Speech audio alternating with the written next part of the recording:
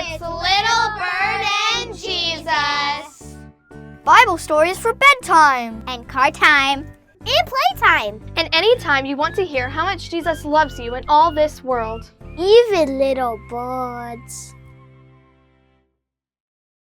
Hi, I'm Pastor Sarah at St. Paul Lutheran Church in Davenport, Iowa.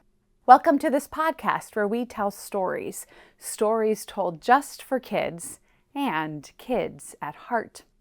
We're here together to learn about Jesus and his friend Little Bird as they have all kinds of adventures and meet all kinds of amazing people. Well, hi friends. Have you ever gone on a hike and seen something amazing?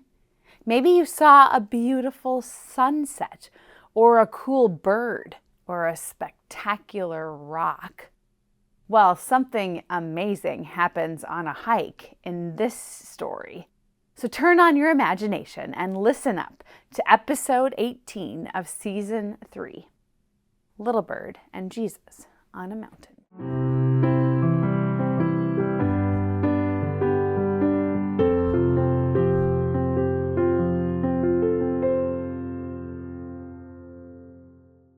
It was very early in the morning one spring day. Little Bird was already awake, being the early bird that she was. As she sang her early morning song, thanking God for that most amazing day, she noticed Jesus with Peter, James, and John stepping outside. James was rubbing his eyes, clearly trying to wake up. Peter stretched out his arms real wide and yawned. Peter said, "Jesus, why did you wake us up so early? The sun isn't even awake yet." Jesus smiled and looked over to Little Bird. "Well, Little Bird has been awake for a while already. We've got a special adventure today.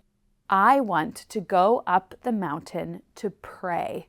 We've been really busy with so much and we need some time away. Let's go for a hike. Do you want to come, Little Bird?" And so it was that Little Bird, Jesus, Peter, James, and John all spent the morning hiking up a mountain near their home. While it wasn't like a mountain Little Bird had heard about from other places, it was really just a great big hill, and the path up was really very steep. The friends were all very quiet as they walked. They didn't even tell any jokes, although there was one time when James leaned over to John and said, "You're walking really fast.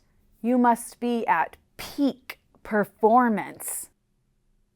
And a little while later, after walking over a particular rocky part of the path, John said to James, "You were really brave back there, not at all afraid." And James said, "I'm getting bolder and bolder with every rock we climb."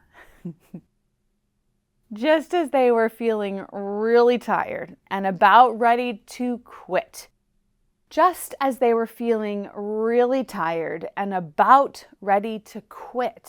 they reached the top of Mount Tabor. It's a little mountain right in the middle of Galilee where Jesus lived. It was beautiful up there on the top of the mountain, and Little Bird felt like she could see forever. And it was still and quiet. No one was there except for Little Bird, Jesus, Peter, James, and John. The disciples sat down to rest, and Little Bird hopped down to a rock nearby. But Jesus walked away from them, and as he did, the most amazing thing happened. Jesus started to change from the inside out. His skin started to sparkle like someone threw glitter all over him. Then it was almost like he had a light bulb inside his skin. He was glowing, lit up. Sunlight poured out of his face. His whole body was shining so brightly. James, John, and Peter held their hands over their eyes, shielding them from the brightness of Jesus. But then they saw suddenly that Jesus wasn't alone. Standing next to him were two men. They were both old, with long beards, and they were glowing too.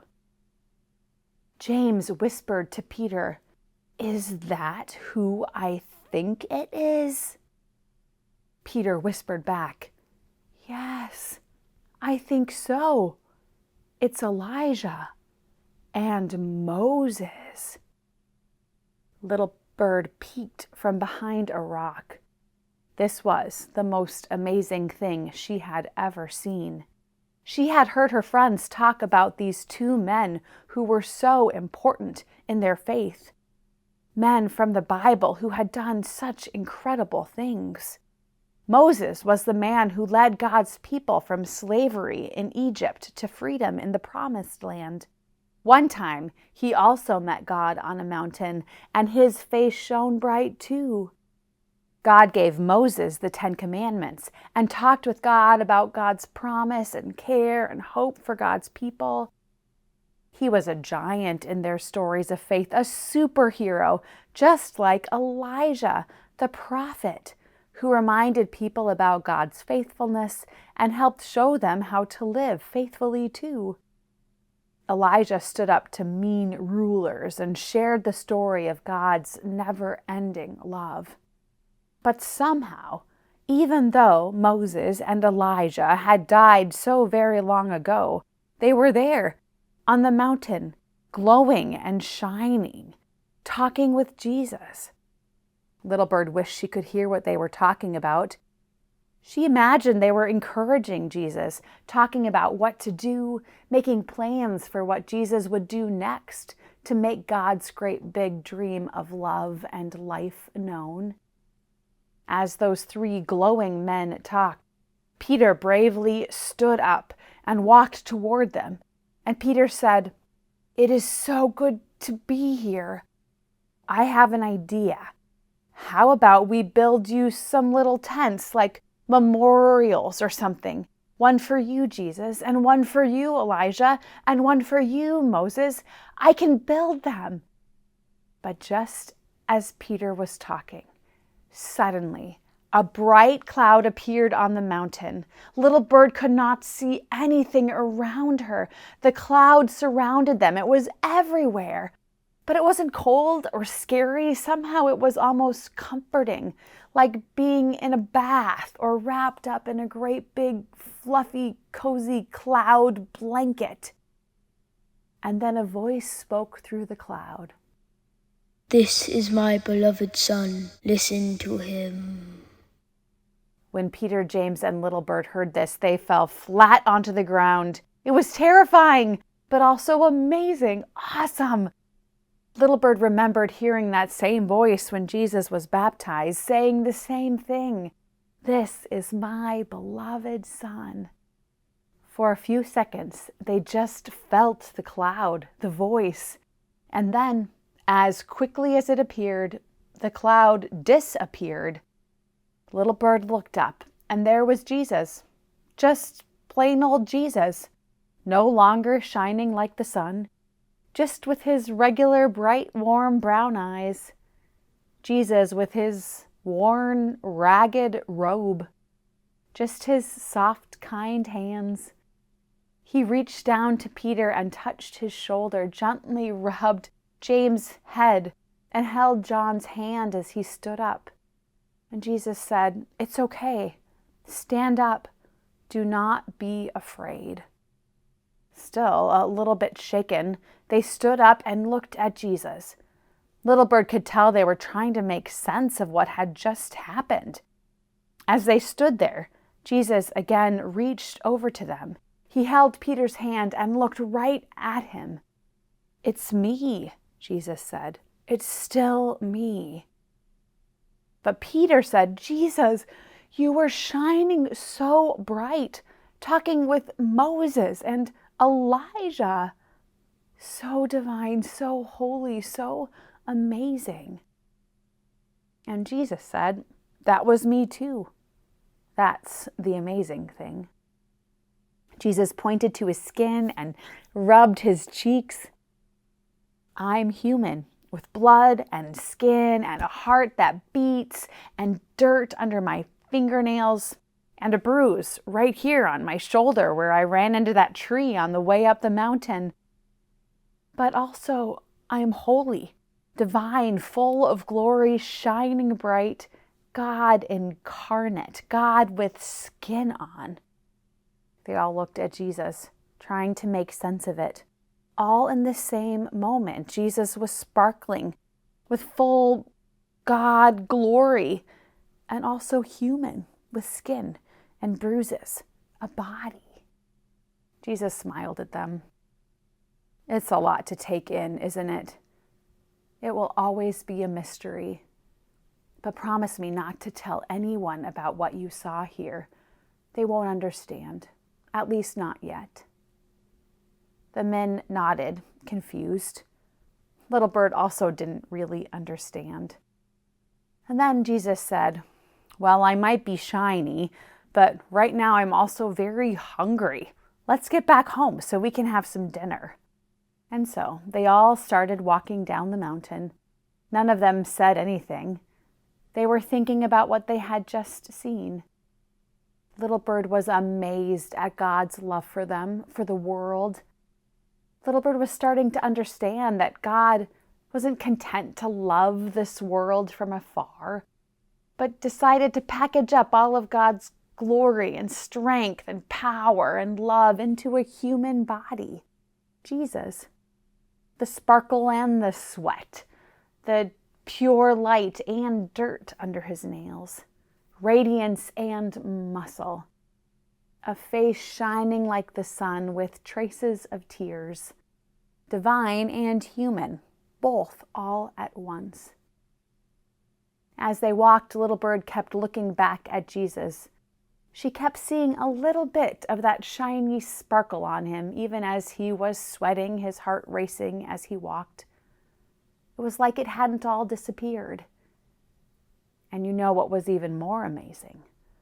Little Bird seemed to notice a bit of that sparkle on Peter and James and John too.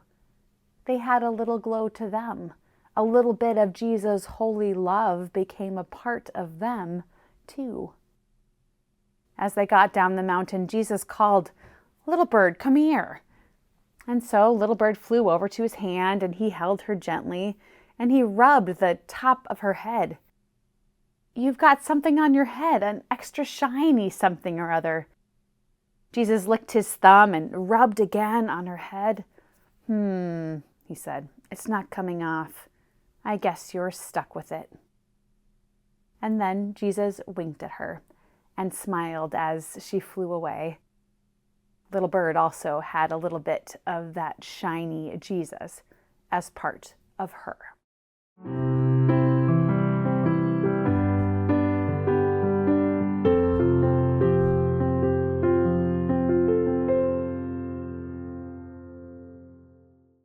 Hi, friends. Have you ever noticed that when you make something with glitter, it gets everywhere? Well, that's the same thing with God's love. It just spreads everywhere. Jesus doesn't keep that shining light of love all to himself, but spreads it. And we carry that love wherever we go. And when we love, we spread it too. So maybe this week you can make something with glitter and watch how that glitter spreads all over the place. What do you think it would have felt like to be on that mountain that day? Would you have been scared? Or comforted? Imagine that you heard the voice of God talking to you. What do you think it would say? Well, one thing it might say is this: you are my beloved child. I will love you forever. I hope you remember that this week and that you have a wonderful week. And I hope that you can see the sparkle of God's love in yourself and in other people. Thanks so much for listening to Little Bird and Jesus today. Now flap your little wings. Sing a little song. And remember that to Jesus, You will always belong. Thanks for listening to Little Bird and Jesus, a podcast of St. Paul Lutheran Church in Davenport, Iowa. For more information on St. Paul, visit us at stpaulqc.org. Come visit us again next week as Little Bird continues her journey.